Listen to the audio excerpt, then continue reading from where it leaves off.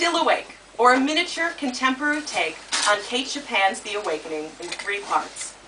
Setting: a beach somewhere in the U.S., a generic everyman beach beside a giant mass of water. Time, 2011. Characters: Eddie, a 20-something female, a soulful scientist. Evelyn, a woman who came to the beach before Eddie and left a surprise for her. Prelude. We see a woman, Evelyn, on the beach 3 months earlier. She is reading a book and reads aloud. Her arms and legs were growing tired. She thought of Leonce and the children. They were a part of her life. Exhaustion was pressing upon and overpowering her. Goodbye, because I love you. The shore was far behind her, and her strength was gone. She looked into the distance. She finishes reading a copy of The Awakening, puts the book in the bag, combs her hair, and stares out into the ocean. She makes a decision. She takes off her dress and puts that into the bag as well. She then walks towards the ocean. The sky gets dark, and seagulls squawk, various beach sounds, etc. Evelyn disappears from the stage. Part 1, The Getaway. Flashback to Evelyn reading on the beach. In short, Mrs. Pontellier was beginning to realize her position in the universe as a human being, and to recognize her relations as an individual to the world within and about her. This may seem like a ponderous weight of wisdom to descend upon the soul of a young woman of 28. Perhaps more wisdom than the Holy Ghost is usually pleased to vouchsafe to any woman. But the beginning of things, of a world especially, is necessarily vague, tangled, chaotic, and exceedingly disturbing. How few of us ever emerge from such beginning? How many souls perish in its tumult? Flash forward. Eddie sits on a beach. She's dressed in attire that says, "I'm going on a date." A pastel feminine dress, perfume, little heels, and some sort of purposeless clutch big enough only to contain a used wad of Kleenex and lip balm. This is not a white sand beach with pastel umbrellas, but something rugged with seagulls and rocks that could give you tiny cuts on your feet. A place for solitude and meditation, rather than suntan lotion and inflatable beach balls. Eddie sits for a moment, staring into the surf. She's taken off her shoes and looks like a pink tulip set gently against a dirty gutter. Out of place, but not broken. She reaches into her pocket and pulls out a small, live lobster. She considers the lobster for a moment, and then sets it on the sand. Okay, go home. The lobster does nothing. It sits and wiggles its tentacles. Go. This is it. The lobster does nothing. If you understood English, you would know that I did something stupid to rescue you. I could get arrested. I just stole you. I stole you. So be thankful. Be thankful that I risked. Okay, I don't really know what I risked, but it was a lot. So you should be charging back into the ocean as fast as any lobster has ever charged. And you're not. The lobster continues to wiggle its tentacles. Go. Go. Go! Go, go, go! Cheers, little crustacean! Go into the sea and talk to your friends, away from having all those people stare at you and picture you next to butter or dill. I wish that I could communicate through urine like he does. Lots of sea creatures in the ocean probably do it. That's how lobsters communicate, through their urine. It's not exactly like two people talking, communicating through urine. What it is that urine has pheromones, and the lobster has these pheromones in their urine, and that's how they can communicate and distinguish between what's male and what's female and when they should mate. And I don't know if they say anything else or if they don't have complex conversations or talk about philosophy, But I do think that if humans did that, it would get a little messy. Even if urine is sterile. Or maybe you could go into a cup, and then the person that you're talking to could go into a cup. And you could set the cups next to each other, and then stuff would be said. Yeah, that's gross. Yeah, that's gross. No, wait, that's not gross. In fact, it's brilliant. Not the cup idea, but lobsters communicating through their urine is a brilliant idea. But only if you're a lobster, because then the grossness factor is taken out. And that lobster, that particular lobster couldn't do that. He couldn't communicate. He couldn't live the way he was supposed to live. Now he can, because he's in the ocean, or at least 50 meters from it. He was trapped. Trapped in that tank. Trapped with that plastic algae behind those other fake ocean plants. And everyone in the restaurant was just munching on his friends, totally oblivious to what was going on in the fish tank and in the whole restaurant. It's a giant effing paradox. Is that the right word? Paradox? I don't know, but it's messed up. We make fun of lobsters. We tap on the glass, look at their strange phalanges and think about them being our dinner. But are we, ladies and gentlemen alike, not doing the exact same thing as we go on our dates? We're looking, just staring at each other, unconsciously doing all of this stuff to distract our date from who we really are. Only the lobster is different. The lobster just is. It isn't pretending to be something. This is the thesis, the main point of whatever I was thinking about as I was sitting in the restaurant and talking and thinking about urine. I saw people sitting across from each other, and they were fidgeting and looking at each other, and they were wondering if maybe the person opposite them was going to judge what they ordered, or if they had pepper or parsley in their teeth, or if it was a bad idea to order something with garlic in it. And they're also saying things that they hope will impress the other person, but they don't want to be too impressive because they don't want to sound arrogant, you know? And something about it seemed so bizarre to me, and it had never seemed that strange before now. And more than strange, I felt trapped. Trapped in this dress, in this flowery perfume, my mascara that I'm only wearing because you're staring at me, but damn it, I'm here, I'm going on a date, and I'm going to play the game. I'm going to play along and cover up everything that I don't want you to know, or the things I don't even know that I don't want you to know. I am going to go on a date.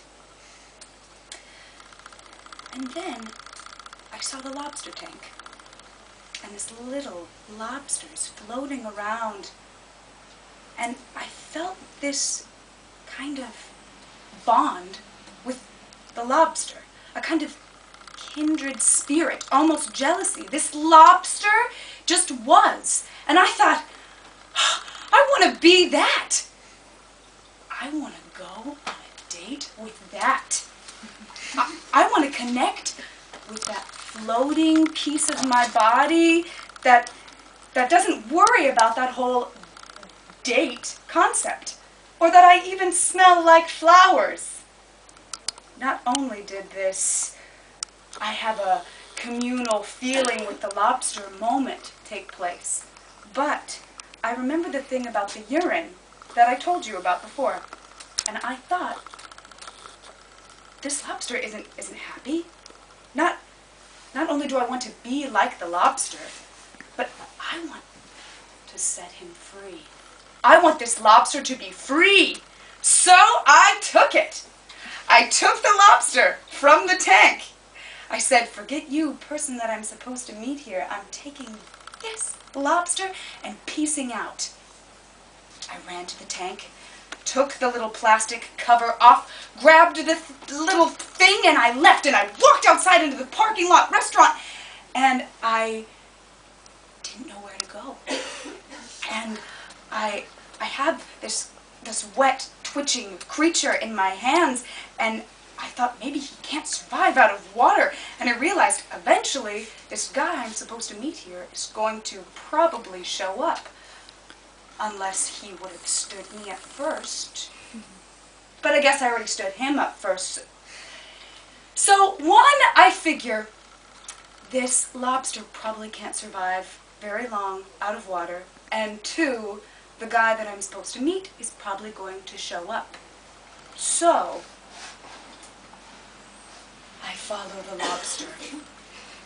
And even though we have a communication barrier, I still ask aloud, where does the lobster live? The lobster, of course, says nothing, so I answer, the lobster lives in zoos, in pet stores, in 7th grade biology labs. But where does the lobster really live? The lobster lives in the ocean, a large body of salt water to be precise. And that is where we will go, and that is where we went, and that is where we are. Eddie sits down in the sand. Seagulls squawk, the waves crash, and we are once again aware of the ocean's presence. Part 2, I've been here before. Flashback to Evelyn reading on the beach. During the following monologue, Eddie takes off her bracelets and other such jewelry. She goes to the sea, puts water in her hands, and rubs off her makeup. She takes down her hair. The pigeon house pleased her. It at once assumed the intimate character of a home, while she herself invested it with a charm which it reflected like a warm glow. There was with her a feeling of having descended in the social scale, with the corresponding sense of having risen in the spiritual. Every step which she took toward relieving herself from obligations added to her strength and expansion as an individual. She began to look with her own eyes, to see and to apprehend the deeper undercurrents of life. No longer was she content to feed upon opinion, when her own soul had invited her. Flash forward to Eddie on the beach.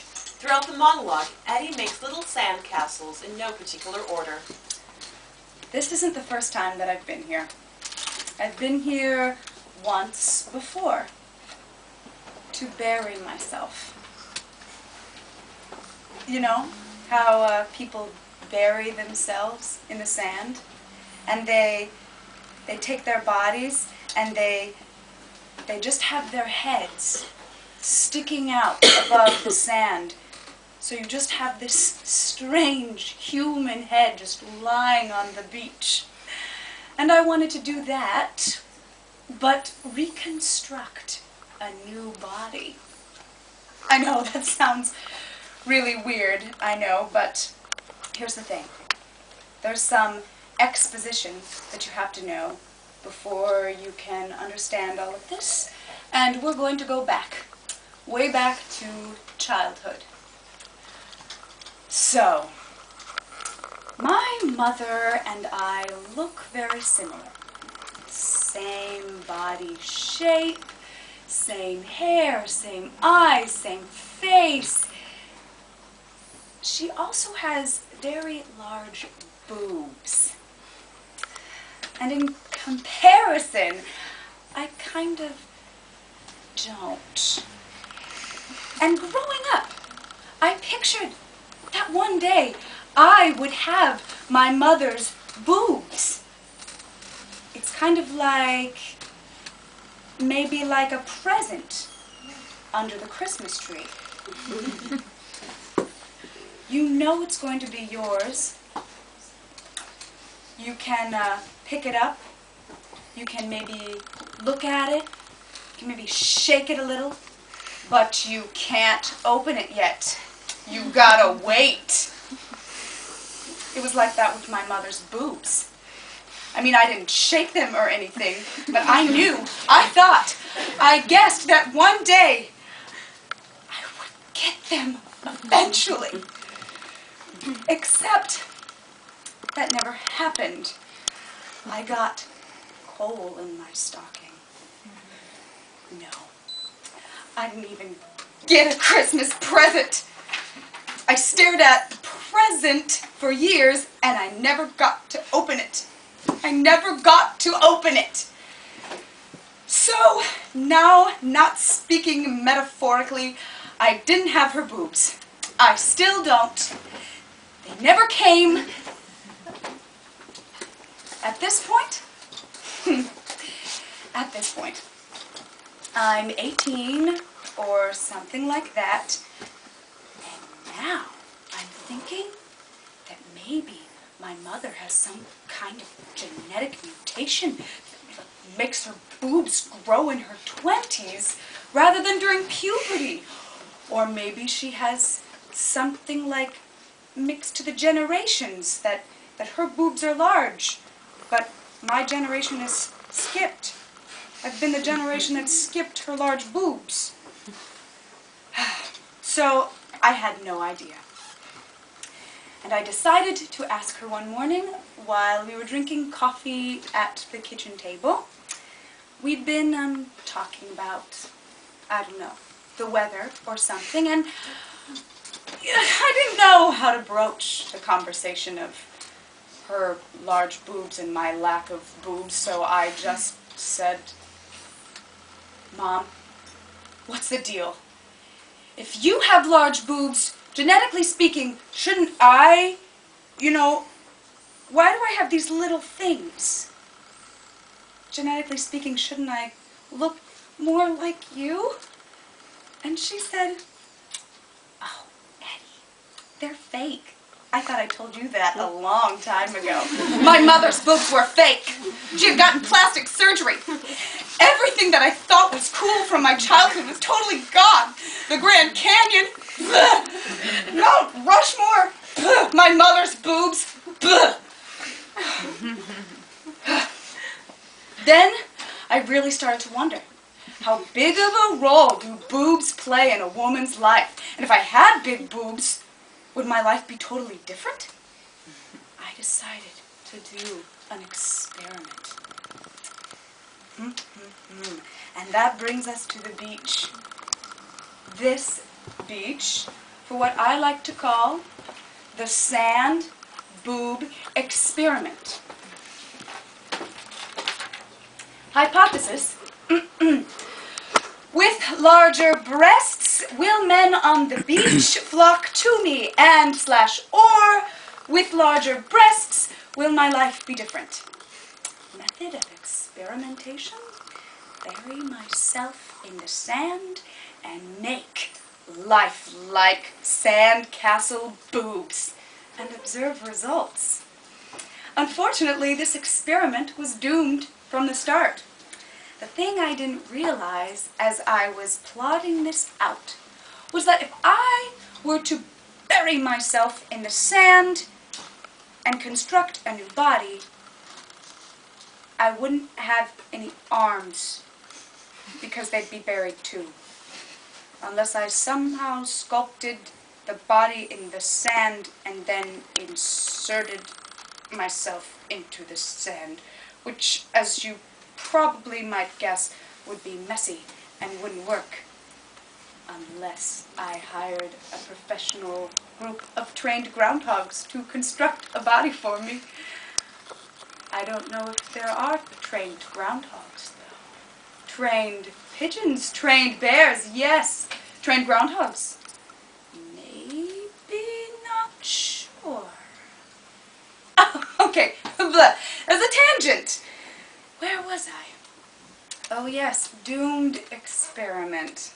So I didn't really realize any of this until I was actually buried in the sand. And not only did my lack of foresight make this entire project slightly impossible, because I couldn't really bury my arms, but I also realized how weird it must be for someone to walk by and see this woman in the sand just with her head, thinking for a moment, and then putting more sand onto her boobs. But whatever! I'm doing the experiment anyway, despite my lack of trained groundhogs and by how weird I appear. So, I'm snuggling into the sand, and I'm up to my armpits, and then I had this, I'm in a seafood restaurant, and I'm on a date, and suddenly everything seems really surreal moment. I started to think about how breasts are nothing more than little sacs of fat and tissue on your body. And we assign all this meaning to them. We call them jugs, we call them knockers, maybe bazookas, love muffins. And boobs are none of these things. Maybe this sand is strangling me, I thought. Maybe there's something in the sea air that's making me weird. Or maybe it's just having a moment to think about all of this. And then I had an itch. An awful toe-curling itch on my left calf. And then on my hip. And I tried to fight it. Tried to fight it for the sake of my experiment. Hoping that some man would walk by and see if there was any sort of reaction from my sandcastle boobs. Itchy, itchy, itchy, big toe, itchy back, itchy stomach. My body was crawling. I couldn't take it anymore. I had to itch, and the experiment was over. I walked back to my car with my breasts lined with the sand residue from my brief encounter with being a pseudo-playboy bunny. In conclusion, the only thing that felt different when I buried myself with fake sand boobs was that I couldn't really itch what needed to be scratched and just writhed under the sand. Eddie continues to make a sand castle. She then starts to make a moat around her current castle. In the process of digging the moat, she finds something. It's a plastic bag with a book, a comb, a dirty white dress, and a Ziploc bag that's with something rotten inside of it. What is this? Buried treasure? I'm like a pirate. It's actual buried treasure. Actually, I have no idea. Maybe it's just garbage. Or what someone thought was garbage. She looks inside the bag. A book, a comb, a dress, sarong, wrap, something, and something nasty. Someone's lunch from like 10 years ago. Gross, gross, gross. It looks like a sandwich. Peanut butter and jelly sandwich. And some mold. Oh, my favorite PB and J and fungi. Okay, this isn't buried treasure. It's just some bag of stuff someone took to the beach and forgot here. She combs her hair, considers the book, and then starts to read. Time passes. Part 3, The Return. Flashback to Evelyn reading on the beach. How many years have I slept? She inquired. The whole island seemed changed. The years that are gone seem like dreams. If one might go on sleeping and dreaming, to wake up and find, oh, well, Perhaps it is better to wake up after all, even to suffer, rather than to remain duped to illusions all one's life. The voice of the sea is seductive, never ceasing, whispering, clamoring, murmuring, inviting the soul to wander for a spell in abysses of solitude, to lose itself in mazes of inward contemplation. The voice of the sea speaks to the soul. The touch of the sea is sensuous, enfolding the body in its soft, close embrace. Her arms and legs were growing tired. She thought of Leonce and the children. They were a part of her life. Exhaustion was pressing upon her and overpowering her. Goodbye, because I love you. The shore was far behind her and her strength was gone. She looked into the distance. And she dies? That's the end? Hypothesis.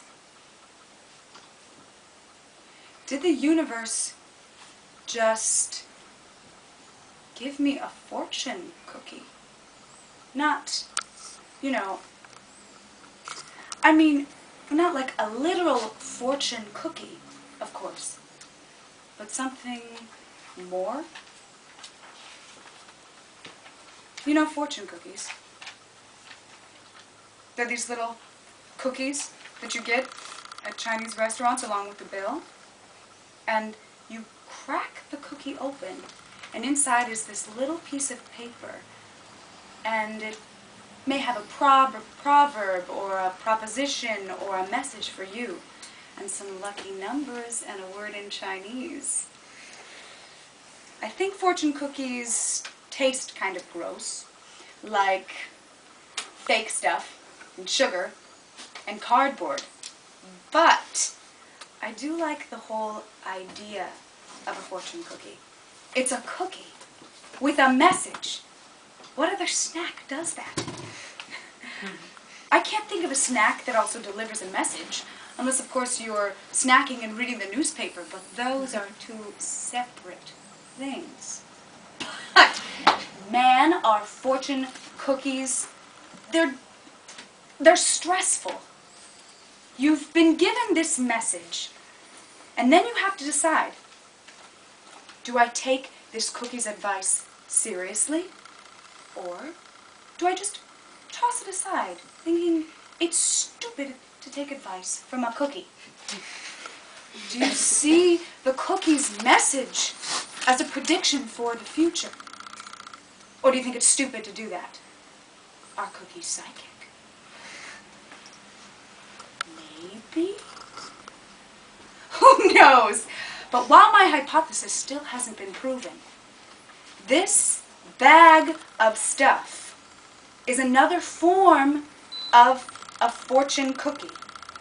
Like a parallel. Is that the right word? Parallel? Yes, it's a parallel, because this book has a message, I guess, or you could see a lot of meanings in this book, just like there's a meaning in a fortune cookie. And the book was wrapped in plastic, just like the fortune cookie is wrapped in plastic. And this book was lying next to some gross, horrible food that I'm not going to eat. Just like I'm not going to eat the fortune cookie, because I also think that it's very gross. The problem is that while some fortune cookies I've read ponder the bigger issues of life, how to live, how to love, etc., most cookies don't deal with suicide. And in particular, most cookies don't talk about drowning yourself while you're sitting next to a large body of water. It's cruel that some person just left this book where the main character drowns herself beside the sea. Or maybe the person who read this book before me drowned herself, and that's why she left the book here. I wonder what it would be like to drown yourself. Would your body, like, instinctually try to keep yourself alive? Would something with you just fight to stay above water? Maybe it would be easy to just sink and let yourself go. Or maybe it would be a fight, like a civil war inside your head, and there I go, a tangent. So, okay, if this book really is like a giant fortune cookie, then what am I supposed to do now? Do I agree with Edna and join her in the sea? Or do I say this is stupid to even think about this and it means nothing? I should trash the book and go home and forget any of this ever happened. Forget about the entire evening. This whole date. Lobster. Theft. Boob memories. I'll forget about reading the book. I have a choice between believing in this so-called fortune cookie I found on the beach, or not believing it. Between being Edna and Eddie. Between running or staying at the restaurant. And sometimes everything seems so infinite that I just don't know where to go. Eddie looks into the sea and makes a decision. She takes out the white dress and puts it over her date dress and wiggles out of the date dress and puts her original dress back into the bag. She smooths out the wrinkles on her new dress and lays her old dress on the ground. She walks away from the beach. End of play.